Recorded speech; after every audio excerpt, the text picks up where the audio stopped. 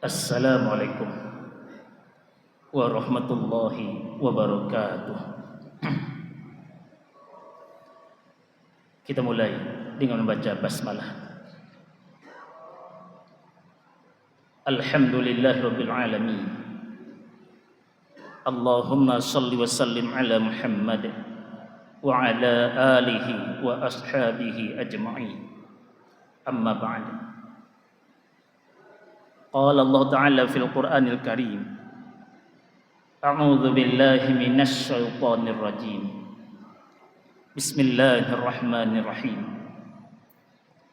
Wa man azlamu mimman iftara 'ala Allahi kadhiba.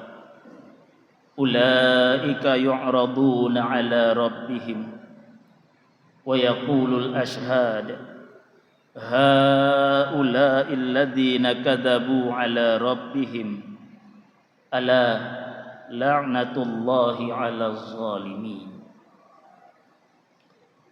Wa man azlamu, dan siapakah yang lebih zalim, mimman iftara 'ala Allahi kadzibah, daripada orang-orang yang membuat dusta atas Allah. Ulaika yu'raduna 'ala rabbihim, mereka itulah yang akan diperhadapkan kepada Rabb mereka nantinya. Wa yaqulul ashhad, dan akan berkata para saksi, haula'il ladzina kadzabu 'ala rabbihim, inilah orang-orang yang berdusta atas Rabb mereka. Ala, ingatlah, perhatikanlah, la'natullahi 'alaz zalimin, laknat Allah atas orang-orang zalim. Ma'asyiral muslimin rahimani wa rahimakumullah. Seperti biasa hadirin, hal pertama yang kita lihat dulu adalah munasabah, keterkaitan ayat 18 surat Hud tadi dengan rangkaian ayat-ayat sebelumnya, khususnya sejak ayat 15. Di dalam ayat 15, ayat 16 tergambar bagaimana Al-Quran mengecam cara pandang orang-orang kafir, khususnya musyrik Makkah ketika ayat ini turun. Yang kalau kita pahami dengan bahasa kita hadirin, cara pandangnya dunia hanya untuk dunia. Bila ini cara pandang yang dipakai oleh seseorang atau sekelompok orang, dunia hanya untuk dunia, maka akan menggiring dia pada sikap, kapan lagi? Mumpung ada A, mumpung ada B, kapan lagi? Dunia hanya untuk dunia, melahirkan jurus pokoknya saya senang, pokoknya saya menang. Yang penting saya dapatkan, tak peduli untuk mendapatkan itu halal atau haram, punya sendiri atau punya orang lain. Pokoknya saya senang, pokoknya saya menang. Karena dunia hanya untuk dunia. Sebab mereka jelas mengingkari adanya hari pembalasan. Sehingga hadirin tak usah heran yang menggunakan cara pandang seperti ini, dunia hanya untuk dunia, pokoknya saya senang, pokoknya saya menang, mengingkari adanya hari pembalasan, membuat dia tak malu-malu berlaku zalim. Beda dengan cara pandang diajarkan oleh Rasulullah Nabi Muhammad sallallahu alaihi wasallam, karena tak sama yang diajarkan Nabi dengan cara pandang mereka. Rahmati Allah. Bukankah Islam mengajarkan dunia tidak hanya untuk dunia, dunia juga untuk akhirat. Artinya mukmin didorong menguasai dunia. Bukankah sahabat Rasulullah Nabi Muhammad sallallahu alaihi wasallam khulafaur rasyidin itu penguasa dunia itu. Takluk kerajaan Persia, kerajaan Romawi, dua negara adik kuasa waktu itu takluk. Tapi mereka ajarkan pada kita, dunia tidak hanya untuk dunia, kekuasaan tidak hanya untuk kekuasaan, dunia untuk mudah-mudahan bahagia di akhirat kelak, karena yakin pasti nanti ada hari pembalasan. Sungguh berbeda cara pandang, dan cara pandang akan mempengaruhi perbuatan seseorang. Kembali hadirin, cara pandang dahsyat tadi, dunia hanya untuk dunia, pokoknya saya senang, pokoknya saya menang. Tadi tampak menggiring orang ini tidak malu-malu melakukan kezaliman. Dan kezaliman paling dahsyat itu adalah membuat dusta atas Allah. mengingkari Allah dan Rasulnya. Itu tampak dalam ayat 18-nya. Wa man azlamu mimman iftara 'ala Allahi kadziba. Dan siapakah yang lebih zalim daripada orang-orang yang membuat-buat dusta atas Allah? Hadirin, terkesan ayat ini redaksinya kalimat pertanyaan, tapi kalau kita renungkan, ini pertanyaan tidak butuh jawaban, ini malah redaksi penegasan. Wa man azlamu mimman iftara 'ala Allahi kadziba. Siapakah yang lebih zalim daripada orang-orang yang membuat-buat dusta atas Allah? Tidak ada yang lebih zalim dari ini. Ini yang paling zalim, membuat-buat dusta atas Allah. Berarti Allah, kalau kita simak makna zalim, secara bahasa zalim itu bermakna pelanggaran hak. Berarti Allah, kalau begitu bila cermin dari redaksi ayat ini, zalim, pelanggaran hak itu bisa bertingkat-tingkat. Dan tingkatan paling dahsyat itu adalah melanggar hak Allah, membuat-buat dusta atas Allah. Contohnya, meyakini ada sekutu bagi Allah, menyembah selain Allah, itu membuat-buat dusta atas Allah. Bukankah Islam mengajarkan la ilaha illallah? Tapi mengadakan sekutu bagi Allah itu membuat-buat dusta atas Allah. Juga termasuk hadirin membuat-buat dusta atas Allah. Meyakini Allah punya anak. Padahal Allah menyatakan lam yalid wa lam yulad. Allah tidak beranak, tidak pula diperanakkan. Lalu bagaimana bisa kamu wahai manusia menyatakan Allah punya anak? Allah itu Maha tahu. Dan Allah engkau katakan Allah punya anak, Allah saja tidak tahu Allah punya anak. Kalau begitu bohong ini semua. Itu membuat-buat dusta atas Allah. Wa man azlamu mimman iftara 'ala Allahi kadziba. Siapa yang lebih zalim daripada orang-orang yang membuat-buat dusta atas Allah, mengingkari Allah dan Rasulnya. Ini kezaliman terdahsyat. Inna syirka la zulmun azim. Sesungguhnya syirik itu kezaliman terdahsyat. Zalim yang sangat besar. Hadirin, tadi terasa oleh kita, kalau begitu redaksi ini juga mengingatkan kita, zalim itu bertingkat-tingkat. Pelanggaran hak itu bertingkat-tingkat. Bisa saja kita zalim melanggar hak tubuh kita sendiri. Apapun namanya pelanggaran hak adalah sebuah kezaliman. Melanggar hak tubuh, bukankah itu sebuah kezaliman? Contoh sederhana, mata sudah ngantuk, badan sudah lelah, capek siang hari, sampai tengah malam masih begadang sekedar main domino karena itu hobinya katanya. Takkah kita sadar ini melanggar hak tubuh? Berarti kita menzolimi diri sendiri. Mati Allah, jangankan hanya karena urusan bermain domino yang memperturutkan hobi katanya, sementara tubuh saja menuntut haknya. Kita ingat hadirin bagaimana kisah Salman dan Abu Darda, dua sahabat Rasul yang tercermin bahkan karena faktor niat ibadah saja, beribadah pada Allah saja, itu diingatkan jangan juga melanggar hak tubuh. Nampak dalam hadis riwayat Imam Bukhari, Rasulullah sallallahu alaihi wasallam mempersaudarakan Salman dan Abu Darda. Kita paham hadirin, kalau mereka dipersaudarakan berarti sakit satu sakit yang lain, senang satu senang yang lain.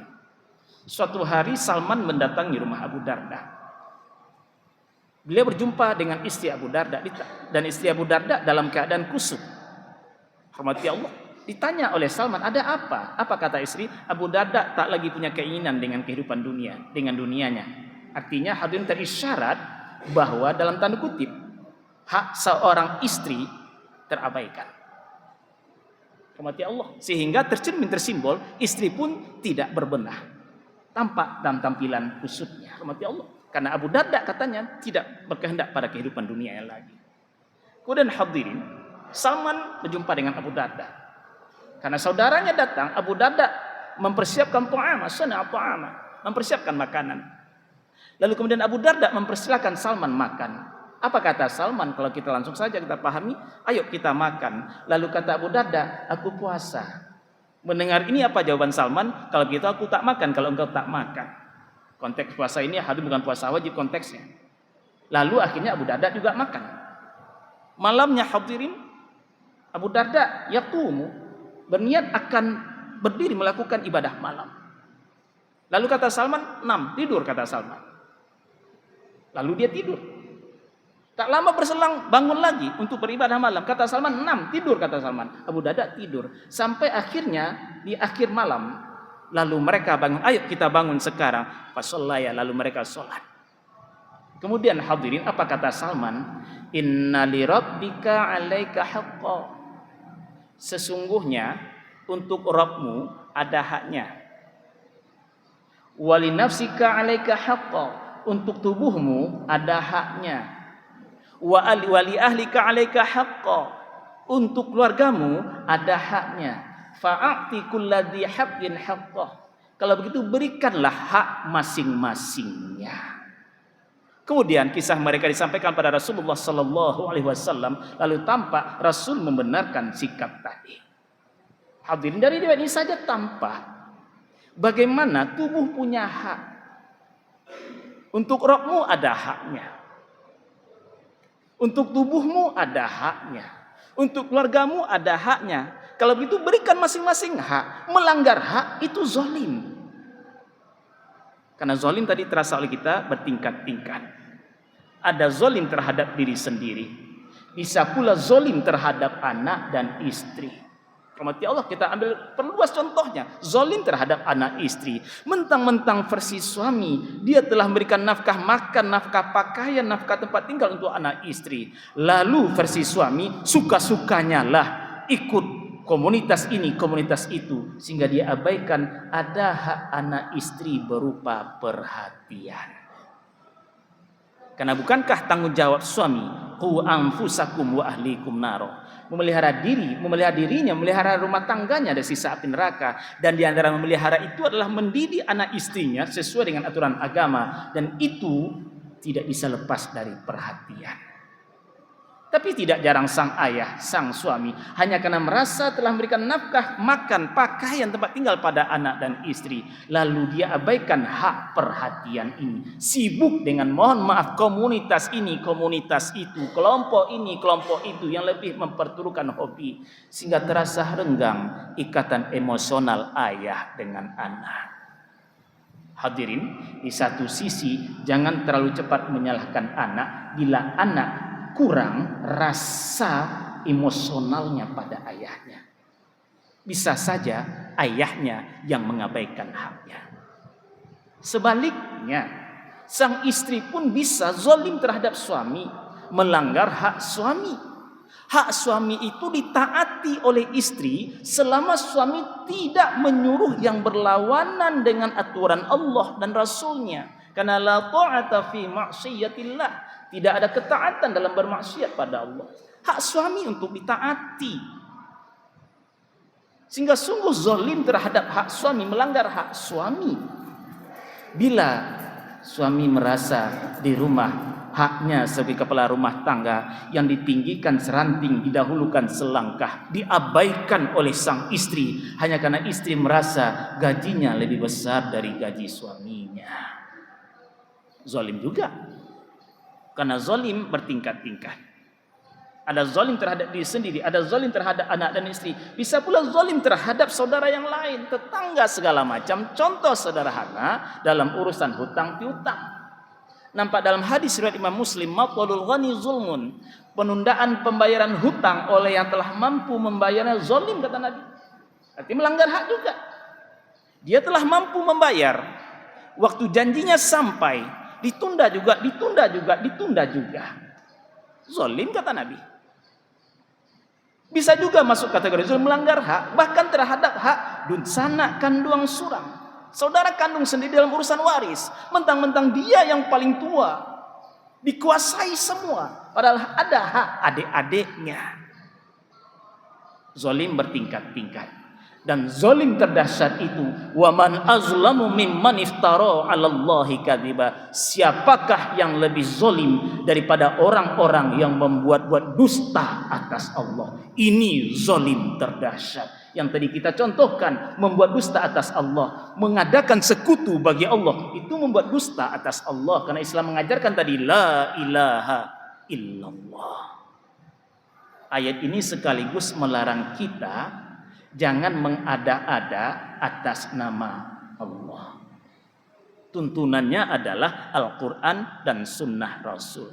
Jangankan mengada-ada atas nama Allah, mengada-ada atas nama Rasulullah Nabi Muhammad sallallahu alaihi wasallam saja itu haram hukumnya. Ingat kita pesan Nabi, man kadzaba alayya muta'ammida, siapapun yang berdusta atasku secara sengaja, falyatabawwa maq'adahu minan nar, maka hendaklah dia bersiap-siap menempati tempatnya di neraka. Makanya dalam literatur Islam, literatur ilmu hadis dikenal hadis maudhu', hadis palsu. Diakui sebagai dari Nabi padahal dia tidak terbukti dari Nabi. Berhati-hatilah. Hormati Allah. Begini Islam mengatur sehingga tidak terjebak dalam langkah-langkah yang menuju kezaliman terdahsyat. Dan muslim harusnya cerdas. Hormati Allah. Contoh sederhana, mungkin saja ada orang mengaku-ngaku katanya hadis Nabi. Tapi kalau dicek redaksi bahasanya saja hadirin, kok beda dengan redaksi bahasa hadis Nabi yang biasa. Apalagi yang sekarang lagi viral kita dengar, tidak boleh sebut nama. Katanya bisa menguasai bahasa semut, bahasa malaikat, bahkan sanggup mencegah mungkar dan nangkir bertanya pada mayat. Yang uniknya adalah kok bisa juga ada yang masih mengikutinya. Padahal zaman sekarang akses informasi begitu terbuka luas untuk mengakses hadis-hadis Nabi. Jangan hanyut dalam pembodohan. Begini pentingnya dekat kita dengan Al-Quran dan Sunnah. Agar tidak terjebak dalam kezaliman terdahsyat. Zalim bertingkat-tingkat. Hadirin, kalau begitu bisa kita pahami tidak ada di antara kita yang tidak pernah zalim. Mungkin zalim terhadap diri sendiri, zalim terhadap anak istri, zalim terhadap suami, zalim terhadap kawan di pasar. Tapi sezolim-zolimnya kita, sebejat-bejatnya kita, jangan pernah berdiri di barisan kezoliman terdahsyat ini. Mengada-adakan dusta atas Allah, mengingkari Allah dan Rasulnya. Sebejat apapun kita selama ini, jangan pernah mengingkari Allah dan Rasulnya. Jangan pernah keluar dari Islam. Tugas kita hanya berusaha memperbaiki langkah. Kita berusaha bertaubat. Bagaimana selanjutnya? Semoga Allah izinkan kita melanjutkan pembicaraannya. Astaghfirullahalazim. Wassalamualaikum warahmatullahi wabarakatuh.